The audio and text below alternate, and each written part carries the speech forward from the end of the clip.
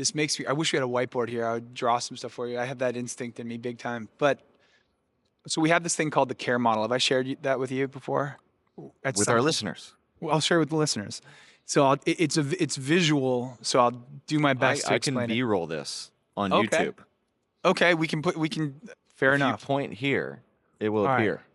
So right about here, as the C.A.R.E Make it model. easy on me. There you go. Right there.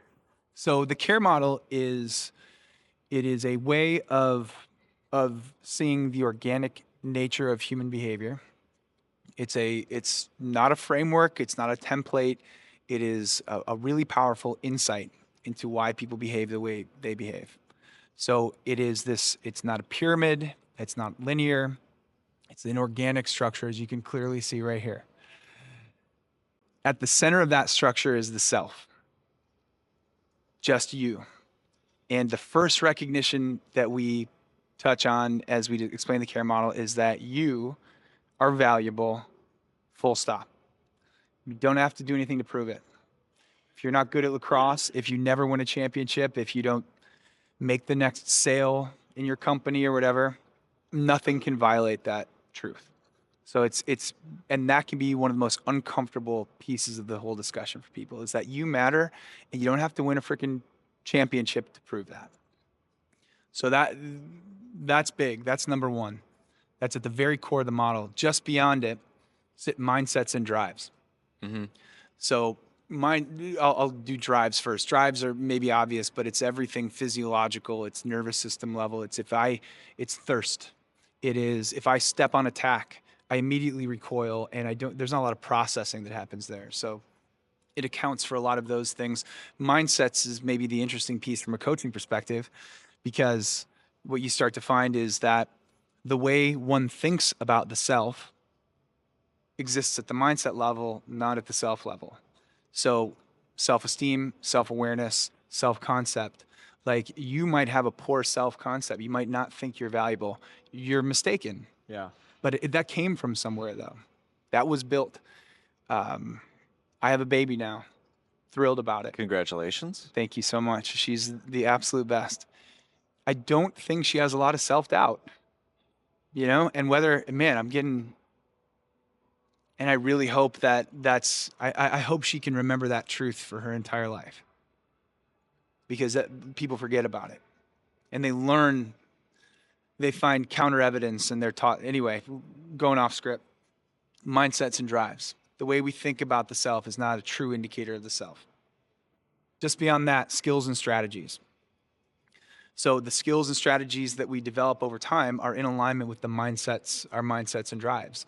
If it's something as basic as thirst, like you develop skills and strategies that allow you to quench your thirst. This is actual, not just for dramatic. Storyteller. There it is. And then beyond that, the outermost layer of this organic structure that is the C.A.R.E model is behavior. And what you start to realize is a couple things become obvious pretty clear. One of them is that our behaviors are more an emergent property of the human organism than we sometimes want to recognize. Like sometimes we don't have as much agency in them as we might think. So that's one piece. The other piece is that there is a very faulty connection between the behavior level and the self level. And that oftentimes I'll meet with someone who wants to talk about improving performance in one way or other. Maybe they want to get better at procrastination or say less when in their public speaking. They have a behavior that they want to change. And what you find very quickly is that they have, unfortunately, related behavior to self, and that creates the sort of shame that is actually the primary hurdle that they have to get over. So step one is to break that connection and then start to investigate how this amazingly complex human came to be. Mm-hmm. And the two side pieces that you can see here, one of them is physical state.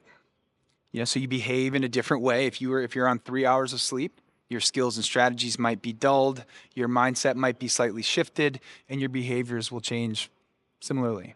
The other piece is history. And the best way to understand, or an easy way to understand how history impacts behavior is if a dog ran up here to us and say one of us went to pet it, and one of us hightailed it out of here. If you ran, that might seem like a strange behavior to me.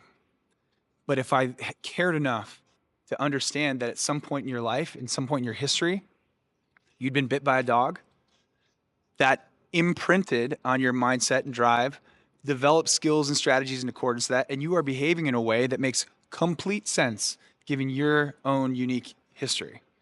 So that has, for me and for I think many others, created a lot of patience, Mm-hmm. and a lot of understanding. Now, there are certain behaviors that emerge that you don't want to condone.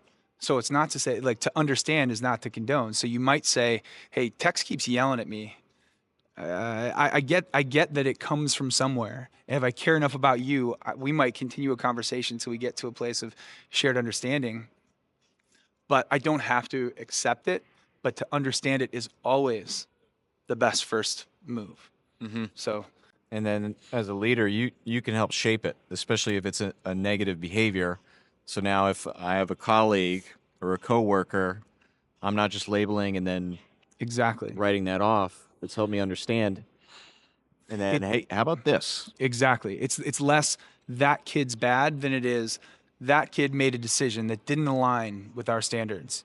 And since he's under our charge, we might want to take a little time and figure out why. So important, really important, and hard to do. But that's the freaking work that we're trying to do here. Exactly. So it's not only leading individuals, it's also helping and shaping coaches.